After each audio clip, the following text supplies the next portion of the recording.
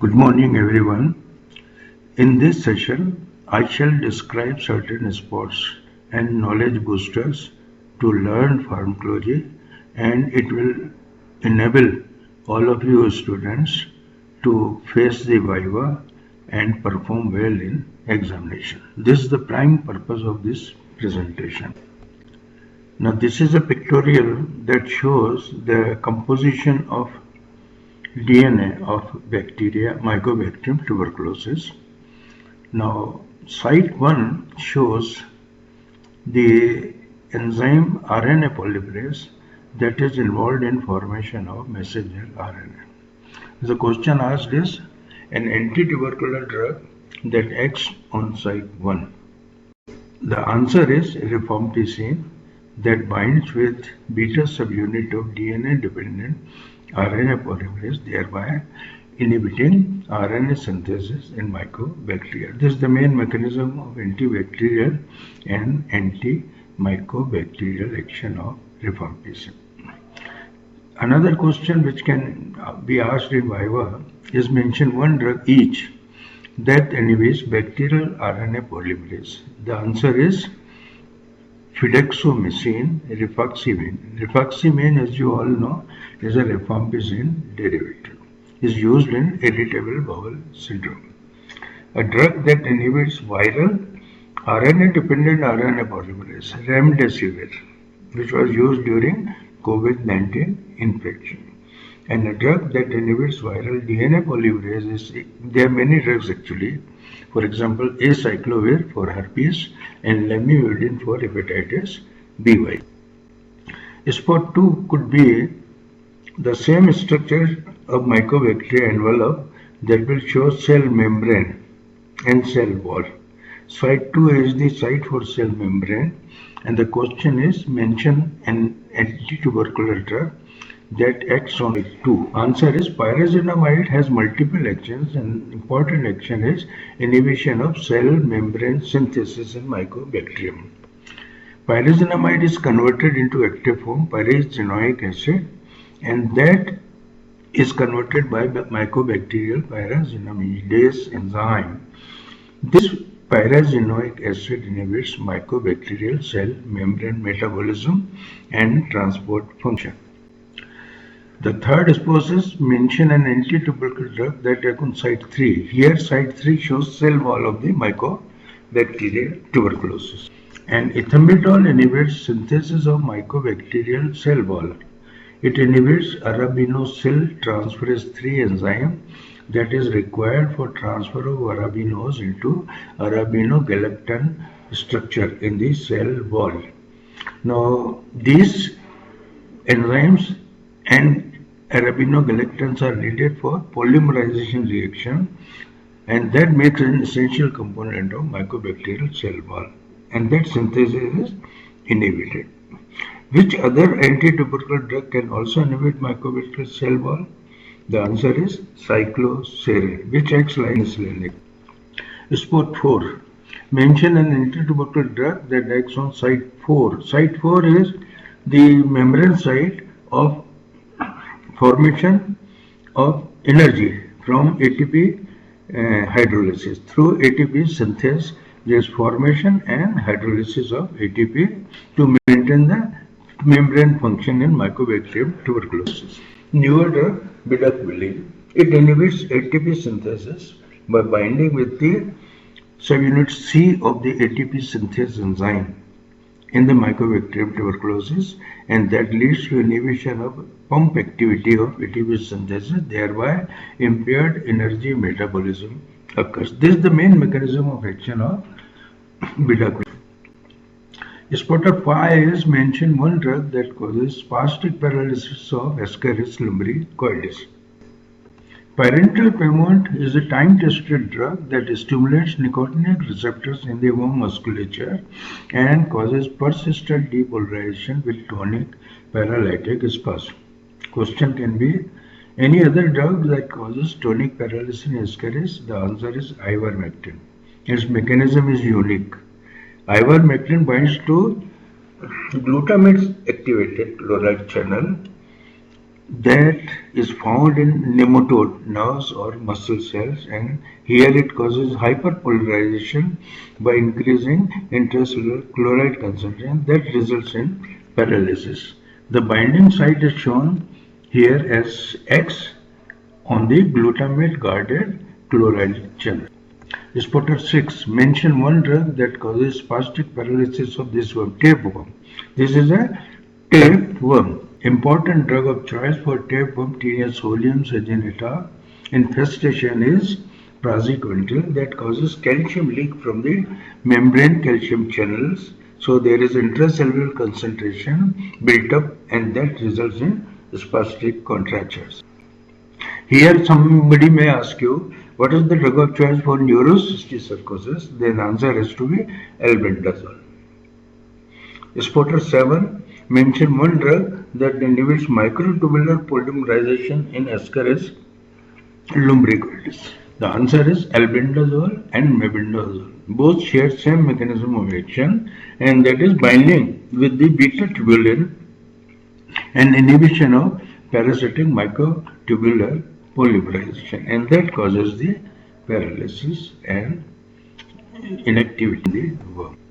Spotter 8 is mentioned drug that causes flaccid paralysis of this worm.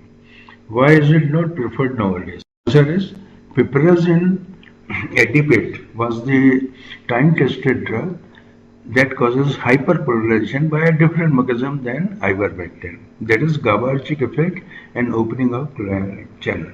GABA is an inhibitory neurotransmitter. Glutamate is a stimulatory neurotransmitter. Nowadays it is less preferred. The reasons are because of inconvenient dosing schedule. It has to be given twice daily. Worms are expelled alive many times, and purgative may be needed to expel the flaccid worms. Many times it causes abdominal problems, nausea, vomiting, dizziness, and may cause convulsion in susceptible children. So it is less often used.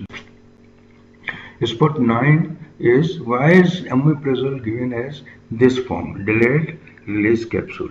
Because omeprazole and other PPIs are acid unstable. So to avoid the loss of activity during oral administration and to improve oral bioavailability, many methods are used. One is position release, enteric-coated pellets with gelatin capsule. For labetalol, delayed release tablets, many PPIs, delayed release capsules, Lenso, Isomi, Omi, and Dexlenso, and delayed release oral suspension or Isomi, Omi, and pantoprazole. And by this way, we can avoid gastric inactivation or acid inactivation and enhance bioavailability is. Spotted tail is mention one use of this formulation. This formulation is nicotine gum, and this formulation for the nicotine replacement therapy in chronic smokers who wish to quit. The dose of the gum depends on the number of the units cigarettes or BDs taken per day. Usually one starts with 4 milligram. It is retained in mouth, and when there is urge there, then you can chew it also. And more than 15 pieces are to be allowed in a day. Upper limit of the dose is this. Nicotine can be used as chew and park technique. This is an important education, communication you have to give to the patient. Because of the frequent use, nicotine TTS is preferred. That is a transdermal patch. It's less inconvenient to patient than oral gum. Spotter 11 is mention one use of this formulation.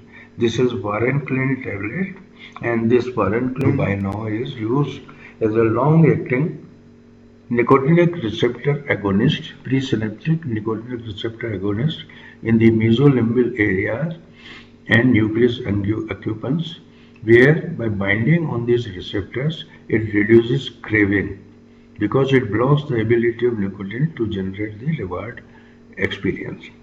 Therefore, Varenicline is used for quitting smoking in chronic smokers who wish to quit, and it is administered initially at smaller doses and then twice daily at the same dose of 0.5 milligram, and after 8 days it is maintained as 1 milligram twice daily.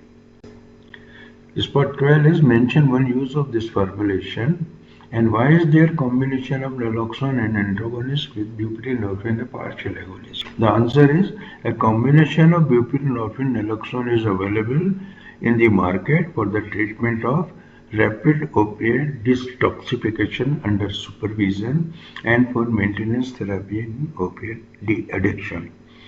The naloxone is added to buprenorphine to avoid misuse of buprenorphine, which is also a drug of addiction because of its potent analgesic euphoric action. Sublingual route avoids pre-systemic elimination of both of the drugs. Spotter 3 is identify the spot lesion and mention one anti-anginal drug that can cause such lesion. The oral tongue ulcer, and Nicotine is a coronary dilator, potassium channel opener that is associated with this adverse effect. Now, question could be which other drugs can cause this type of reaction? Bisoprolol is a beta blocker, alendronate is a bisphosphonate, use of sulfonamides and methotrexate in low doses have been associated with oral ulcers. Spotter 4 is a patient who is receiving first-line anti-tubercular drugs notice change urine color, and the change urine is orange-brown or red. So, what is the one drug among the 4 commonly used primers that can cause this? The answer is rifampicin. Rifampicin causes harmless discoloration of urine, and patient should be communicated about this change so that he is not alarmed. Question is which other drugs can cause such discoloration? There are many drugs in low doses or continued use may cause and be reported to have a changed color urine. Sulfasalazine for ulcerative colitis, entacapone for Parkinsonism, and clofazimine for leprosy, and now for tuberculosis are the drugs that are associated with such change. And there are other drugs also that. Spotter 5 is mention one drug that kills hypnozoites. As we all know, hypnozoites are responsible for recrudescence and relapses of the malaria in Plasmodium vivax and Plasmodium ovale, and therefore we must use a drug that kills the hidden forms of the malarial parasites in the liver and to achieve the radical cure. And for such a radical, we use primaquine or tafenoquine. Primaquine is commonly used. Tafenoquine is an alternative for those patients who have G6PD deficiency. Now, what is the role of primaquine falciparum malaria? Ideally, there is no hepatic phase, so there is no need of radical cure in falciparum malaria. But a single dose of 45 milligram is usually given after the antimalarials, maybe chloroquine, maybe artemisinin based therapies. And the purpose of giving 45 milligram is to prevent gametes development in the mosquito. So when mosquito bites, the gametes are not available to develop into adult forms, and that is why it is given. But the dose is only 45 milligram. Now some homework for you. This is a time to prepare for examination. Some homework is mention a drug that may induce pseudolymphoma. Mention a drug that may cause positive Coombs test. Mention 2 drugs whose long-term use may be associated with cyanocobalamin deficiency. And anti-hypertensive drug that has uricosuric action.